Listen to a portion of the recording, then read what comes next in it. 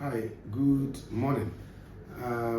My cherished students, I think most of you have come to me in my previous discussion in the classroom on institutions, about institutions, and expressed the desire that I simplify what institutions mean because for many years, many of you felt, or many of you did not have a full appreciation of the meaning of institutions.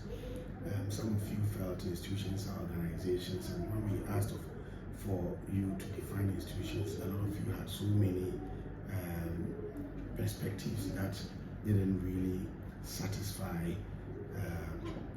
what institutions should be in terms of definition.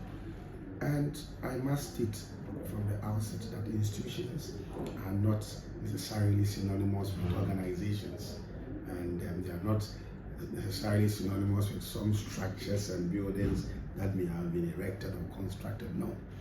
When we talk about institutions, if you read the works of Larry Diamond, Jeffrey Hedson, etc., they are talking about institutions being a certain set of rules of the game that shape, regulate, or structure and guide repeated human interactions.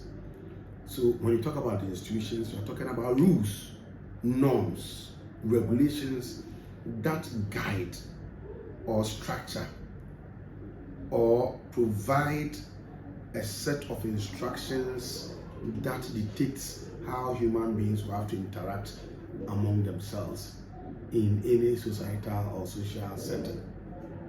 And so when we talk about rule institutions, essentially we are talking about rules, the rules of the game that prescribes what ought to be, the rules of the game that structure human interactions, the rules of the game that prescribes how we ought to relate with human beings, or we ought to relate with ourselves within any organizational setting. And so, like I said, institutions are not necessarily synonymous with organizations. What makes organizations institutions is the fact that these organizations then tend to have rules that prescribe how things will have to be done, how human beings will have to relate among themselves within that structure. It is only when organizations have rules that we call them institutions. So in the University of Ghana that I teach, University of Ghana is said to be an educational institution because it has rules that prescribes how things will have to be done. There are rules that prescribes how students will have to be admitted. There are rules that regulate how we teach. There are rules that serve to guide how we will have to relate amongst ourselves, and how we have to go about the conduct of affairs and activities in the institution. It is because there are rules that prescribe or regulate human interactions in the school that we call the school, or we call the University of Ghana, an educational institution. And so I want us to appreciate this right from the onset. You cannot call organizations institutions. You cannot refer to organizations as institutions if you don't have rules. And what makes organizations institutions is the fact that they have rules that prescribe how things will have to be done amongst them. So please get it right from the onset that organizations are not necessarily institutions.